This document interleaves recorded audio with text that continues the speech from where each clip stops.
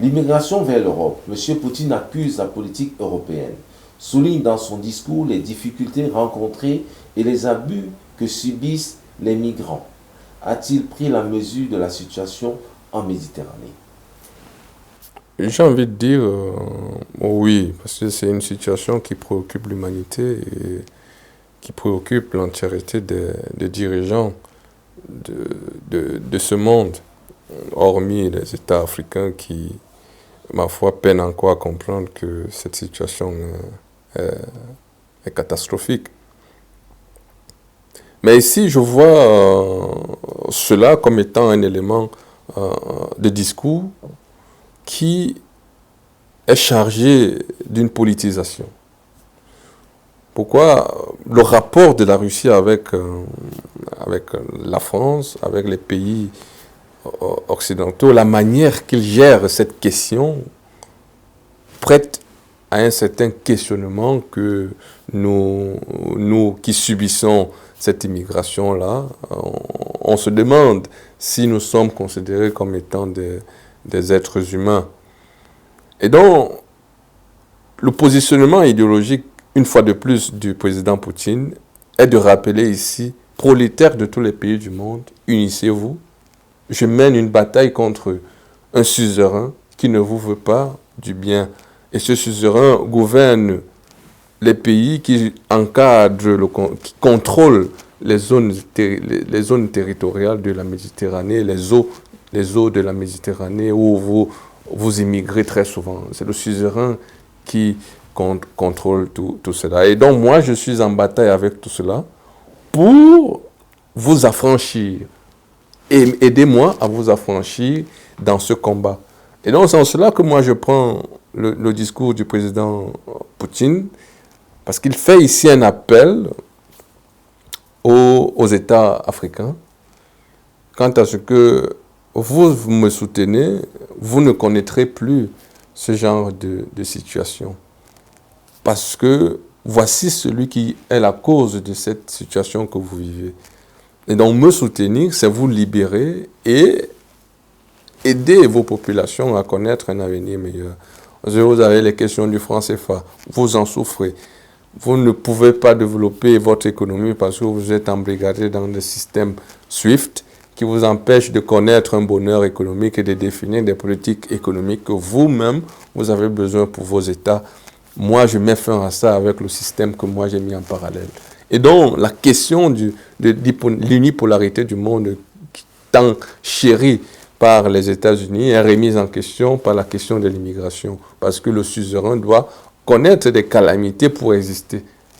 Il doit connaître des calamités, je me répète, pour exister. Poser sa politique. Tout à fait. Et construire cette dialectique qu'ils nourrissent très souvent entre les gouvernés et les gouvernants, les élus et ceux qui élisent. Cette dialectique-là est faite à dessein pour maîtriser la politique intérieure des pays, parce que les États-Unis sont capables, avec la nouvelle stratégie globale, de vous dire que une partie de votre population est quelque peu terroriste. Ou alors, vous n'appliquez pas les droits de l'homme au niveau de cette petite partie de votre territoire. Et donc, nous, en tant que gendarmes du monde, parce que nous arrogeons le droit de nous appeler gendarmes du monde et nous avons la capacité de venir intervenir directement dans votre pays. On a le cas de la Libye qui a été fait. Maintenant, l'immigration a pris le pied. Maintenant, le président Poutine aussi essaye juste de rappeler aux Africains que le combat contre l'immigration va connaître une solution quand on va se retourner tous contre l'impérialiste. D'où le vote aux Nations Unies. Le vote aux Nations Unies est fort illustrateur en ce que certains États africains essayent de ne pas de jouer une politique de neutralité, mais on sait tous que la neutralité n'est pas de ce monde. On a toujours une affinité avec quelque chose qui nous apporte quelque chose de bien, avec par exemple le bonheur que pourrait apporter la Russie en termes de liberté géopolitique que la Russie pourrait apporter aux États africains, dont la neutralité qui se fait au niveau de l'ONU n'est qu'une neutralité politique, pour ne pas fâcher l'oncle Sam, qui a encore, comme elle mène aussi une politique ambiguë au niveau de Taïwan, les pays africains essayent aussi de mener des positions ambiguës au niveau de la question ukrainienne. Et donc, ce qui fâche un peu les États-Unis et les pousse à mener, à émettre des lois qui, une fois de plus, permettent de démontrer qu'ils se considèrent comme étant les régenteurs de n'importe quelle partie dans le monde. Donc, ils ont émis une loi qui essaye de mettre sur pied encore cette politique d'endiguement dont on parlait, oui, c'est-à-dire soumettre l'influence russe à sa plus simple expression. Et sanctionner les pays africains qui feront les business ou les affaires ou seront des alliés. Tout à fait. C'est une autre négation de notre humanité. Implicitement, M. Poutine met en lumière la stratégie américaine. Affaiblir ses rivaux pour détruire les États-nations. Cela vaut pour l'Europe. Est-ce que la stratégie américaine n'affaiblira pas l'économie européenne? Allons-nous vers une nouvelle guerre froide?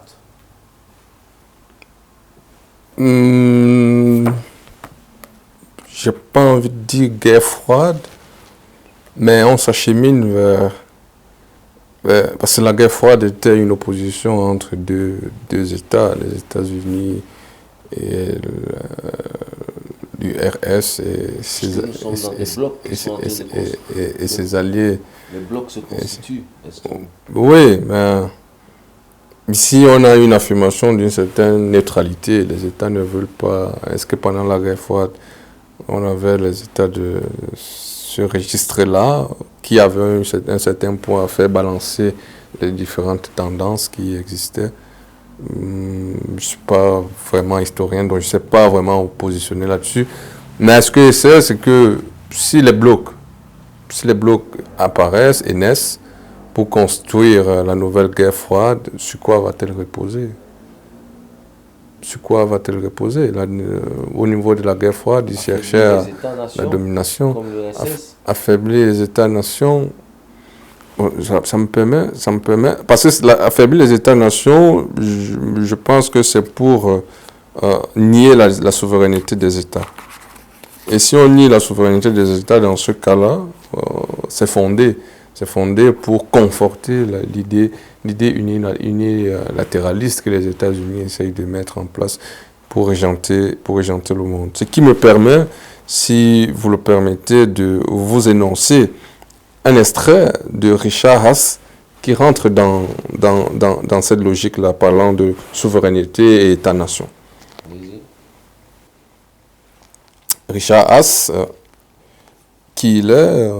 c'est un officiel américain qui connaît de ces questions-là. Il a fait allusion de cette notion de souveraineté, de droit à la souveraineté dans le New York. Aussi ce qu'il dit. Ce qui vient de ce gouvernement, les États-Unis, c'est l'apparition d'un nouveau principe ou d'une série d'idées sur ce qu'on pourrait appeler les limites de la souveraineté. Donc les États-Unis s'autorisent à limiter les souverainetés des États-nations. La construction des États-nations, ils ne connaissent pas ça. Il faut limiter d'abord même les résistants. Il ne faut même pas que les États pensent à construire des États-nations. On doit se limiter aux États parce que vous devez imposer la routine, la force suprême. Mais construire un État-nation, on vous interdit de le faire. La souveraineté implique des obligations.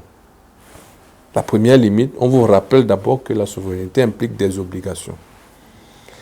L'une d'entre elles est de ne pas massacrer son propre peuple. Cas libyen, Kadhafi massacrait son propre peuple Pourtant, il était dans la construction d'un État-nation. Une autre est de ne pas appuyer les terroristes de quelque manière que ce soit. Donc, on essaye d'impliquer les États dans ce que je pourrais appeler l'hébergement du terrorisme dans leur territoire. Et donc, par conséquent, ils perdent leur souveraineté parce que les États-Unis sont en combat ou bien combattent le terrorisme au niveau international. Si un gouvernement faillit à ses obligations, le gouvernement faillit à ses obligations, et qui est le patron pour dire que ce gouvernement a failli à ses obligations? Les États-Unis. Et donc, est-ce que vous êtes un État encore dans ce cas-là? Est-ce que vous êtes une nation? Continuons. Alors, il perd certains des avantages habituels liés à la souveraineté. Il perd certains avantages habituels liés à la souveraineté. C'est Richard Haas qui parle, c'est pas moi. Et lié à la souveraineté, y compris le droit de régir l'intérieur de son propre territoire comme bon lui semble. Non, on te dit, du jour au lendemain, comme au Tchad, ce qui s'est passé au Tchad, là, il y a eu les morts dans la manifestation. On dit à Mahamat Déby là, que tu n'es plus habilité à diriger. Maintenant, c'est nous, les décisions qui viennent de Washington, qui seront imposées dans ton territoire. Tu n'as plus rien à dire ici, parce que tu n'as pas respecté les droits de l'homme. Où est passé l'État-nation? Comment on va construire l'État-nation avec ce genre de posture? On continue, c'est intéressant. Et d'autres gouvernements, dont les États-Unis, bon, y compris, on n'est plus habitué comme bon lui semble. Et d'autres gouvernements, dont les États-Unis, obtiennent le droit d'y intervenir. Ils demandent l'avis par l'ONU. Parce que tu es incapable, parce que tu n'as pas respecté les droits de l'homme, ils obtiennent le droit d'y intervenir. Il n'y a pas que ça passe au Parlement. Sans passer par le Conseil de sécurité des Nations Unies. Non. Ils ont le droit d'y intervenir. Ça, c'est après les événements du 11 septembre que tous ces événements historiques sont nés d'y intervenir. Et en ce qui concerne le terrorisme, une telle politique peut même mener à l'exercice d'un droit préventif, les guerres préventives. Et donc, vous voulez me dire que la question que vous me posez sur l'État-nation, il faille d'abord la souveraineté étatique, qui est la colonne vertébrale de toute entité qui se veut souveraine. Mais maintenant, les États-Unis ont développé une politique qui vous dépossède de cette souveraineté, qui vous permet de construire les États-nations. Comment vous allez faire pour mener vos peuples vers cette liberté que la souveraineté lui impose? C'est une question qui revient au discours de Poutine et forcément ça entraîne des rébellions. Ça entraîne des rébellions parce que le président Poutine, une fois de plus, se met dans une posture où il a fait un tableau. En début de son discours, il a fait un tableau, il a identifié l'ennemi pour chacun de nous, que voici l'ennemi, le suzerain. Il a parlé du suzerain et il a nommé le suzerain. Et considérer les États-Unis comme pas les États-Unis, la communauté, une fois de plus, je me répète, l'Union européenne et les vavasseurs, ceux qui suivent simplement les vassaux, ils appliquent juste le bon vouloir des États-Unis. Ils ont fait ce dessin-là pour qu'on ne se loupe pas de cible dans le combat et comprennent maintenant la logique qui l'amène à mener cette opération militaire spéciale. Et donc c'est un éclaircissement qu'il fait à l'endroit des États africains et des États qui n'ont pas encore compris son action au niveau de l'Ukraine. Ce n'est pas un discours ici qui tend à vouloir approuver ce qui se passe là-bas, parce que c'est aussi une action qui nie la souveraineté de l'Ukraine. Et donc, c'est questionnable tout ce qui se passe là-bas. Mais il y a des objectifs qui ont été identifiés. Est-ce que ces objectifs-là sont vérifiables et vérifiés sur le terrain? Si tel est le cas, la question du procès de Nuremberg est remise en question.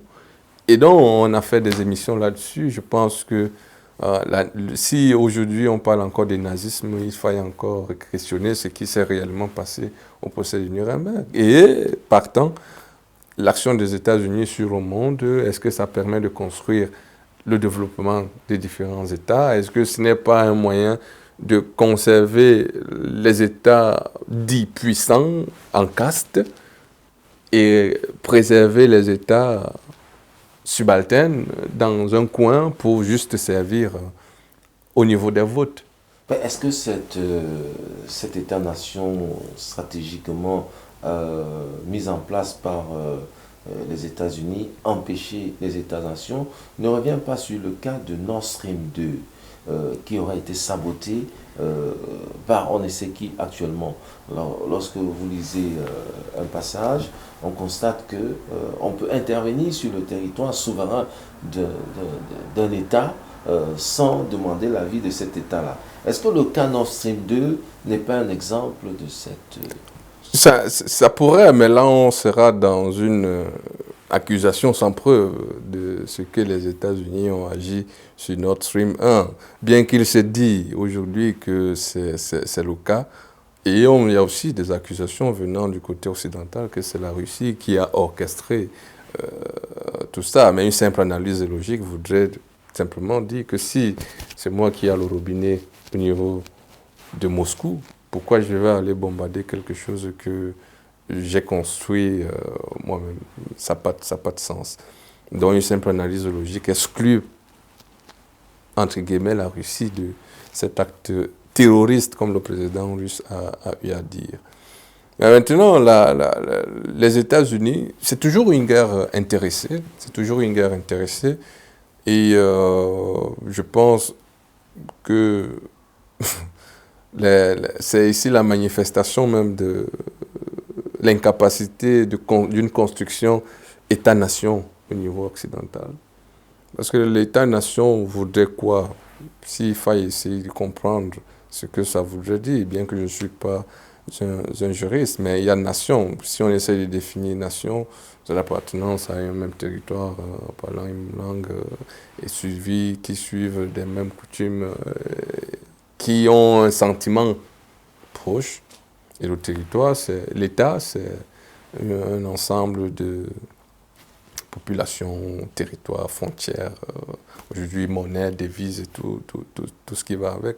Maintenant, il faut allier les deux. Il faut allier les deux. Ce sentiment-là, on doit le ressentir dans la gestion étatique, qu'on prend en considération les aspirations qui émanent de la nation, pour construire ce lien-là, pour que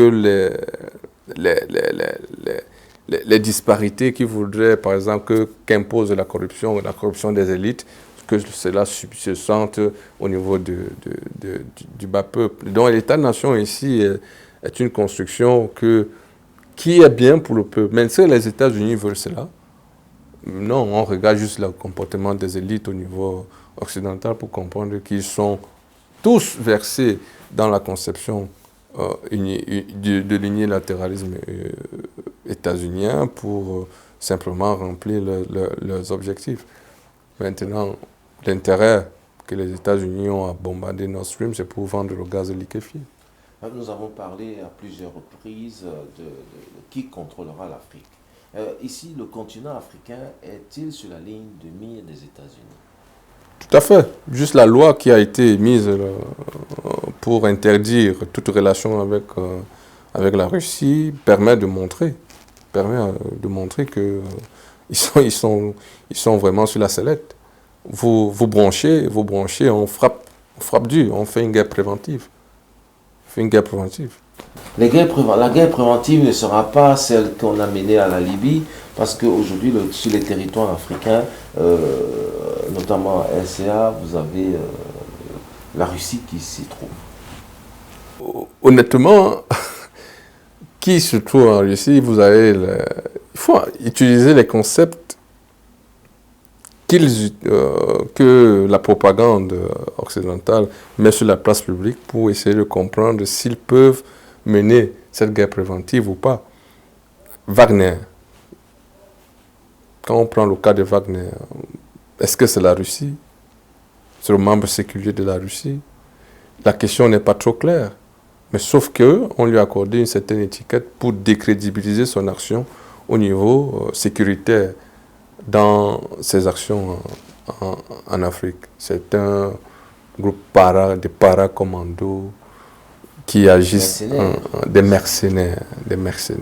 Et donc, vous voyez les États africains travailler avec des mercenaires et l'oncle Sam ne pas s'arroger le droit de mener une guerre préventive. Si ça avait été, par exemple, quel est le pays, la Corée du Nord, par exemple, qui envoie un groupe paracommando là en Afrique pour mener les actions, vous pensez aussi que la réaction ne serait pas pareille? La Russie a peur, c'est un pays qui a l'arme nucléaire. Les États-Unis ont peur de mener des actions en Russie qui toucheraient aux intérêts russes. C'est logique. En Libye, la Russie ne s'était pas encore affirmée comme elle s'est affirmée aujourd'hui. Elle était encore dans la construction de sa stratégie d'affirmation. Et donc, son vote, même au niveau des États-Unis pour le cas libyen, je pense que c'était une abstention.